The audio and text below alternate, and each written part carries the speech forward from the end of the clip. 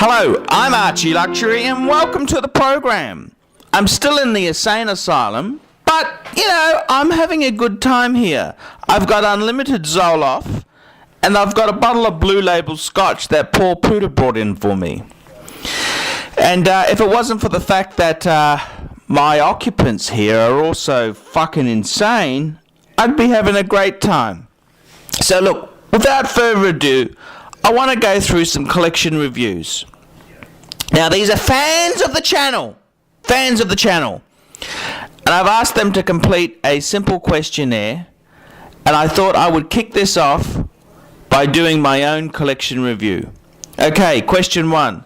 What is your collection and what are the themes? Okay. So in my case there, I've got the two Pateks. I've got the annual calendar. I've got the Calatrava Patek. I've got the Royal Oak Audemars Piguet Classic Steel Automatic piece.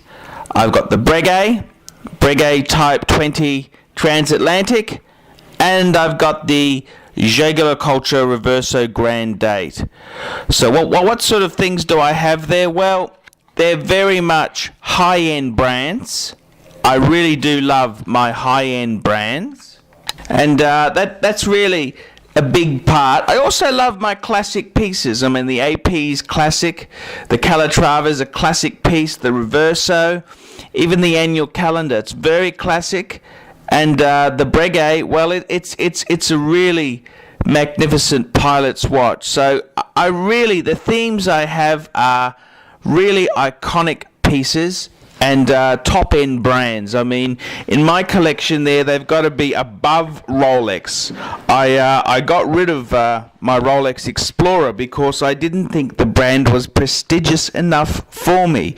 So top-end, elegant, iconic pieces, and that's probably the main things there. Top-end, elegant, quality pieces. Question 2. What watch is your Holy Grail? Look, I'm a firm believer that Holy Grails should be something which are to aim for. And for a long time, my Holy Grail was to get a Calatrava, a classic Patek. Then it was to get a complicated Patek, and I got that with the annual calendar. But my Holy Grail, which I've had for about 10 years, is a Patek World Time. That's the 5110, and I'd love it in any metal, but platinum would be the peak. That's my absolute Holy Grail piece there. And Descartes has got one, and I wish him well with it.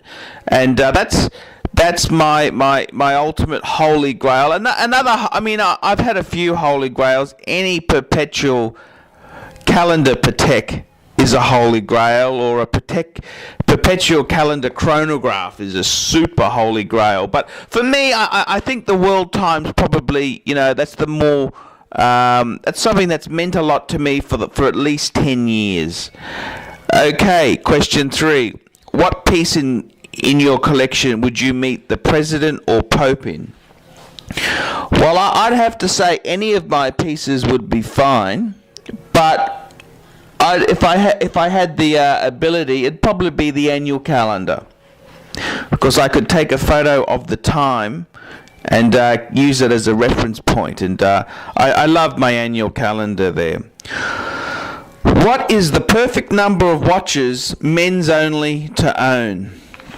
Well, I've got the Archie 5 pieces. Look, I think myself in my own collection there, I've owned varying numbers. I've owned up to 10 pieces, and I'm very much more interested in quality over quantity. But my own collection, the 5 I've got, I'd like to add a Vacheron down the track, so that makes it 6. I'd like to add a World Time, 7, and I also want to add a Patek manual wind, no date model. So that gives us about 8 pieces. I think that would be perfection for me. Okay, what is the perfect number of ladies' watches for your wife to have access to? Okay. Well, look, as far as that does go there, I think, it depends how much she's into it. In my own wife's case, she's got the Patek 24, she's got a ArchieLuxury Reverso on a bracelet, it's manual wine, she's got a Rolex, Oyster, Perpetual, steel, no date. She's got a fashion watch she bought herself years ago, an Aubrey in silver, and she's got a two-tone Rolex Datejust. Look, I think that's about, that's probably more than enough for her, but I'd love to add a Rolex President for her down the track in yellow gold. So I'd say about 6 would be about ideal there.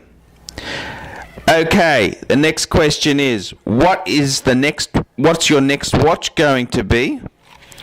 And in my case there, look, as I've said there, I've got 3 clear watches I'd like to get, either a Vacheron, a World Time, or a Patek manual wine. So, look, it depends how much money I've got. If I had a windfall, obviously I'd buy the World Time. If money was tighter, I'd be looking at something cheaper, So it really depends on circumstance, but any of those 3 would be fine. Okay, next question. Have you ever considered a few high-end watches of yours to buy, say, a classic car or a luxury car? And look, yes, I have. Sometimes I've looked at my collection and said, shit, I've put in over $50,000. That's mine and my wife's collection. How about I sell a bit off and I could lease or buy a beautiful car? And the thing is, the car is beautiful as soon as it drives out the showroom door. Then it depreciates, then it loses value, then it costs you a fuckload to service and blah, blah, blah, blah. So, that I think is a very, very poor investment. And I'd rather have, a really nice watch collection myself there. Have any of your watches helped you in your career? Look, not really, to be completely honest there. I don't think watches, I don't think they really can help you. If you're going to do well, you do well. It's regardless of what sort of watch you've worn there. I wish they did. That's all I can say there. Have any of your watches helped you in the pursuit of women? And look, I'm a married man. I'm a happily married man. But look, I tell you one thing. I don't think they necessarily helped me, but they've given me a confidence. Wearing a beautiful piece, it does give oneself confidence. You wear an AP, you feel like Robert Redford at times. It's just, it's just cool and chic to have a gorgeous piece on your wrist there, and that's how it goes. Okay, there we go. I'm ArchieLuxury, and that's a review of my personal collection. Tell me what you think.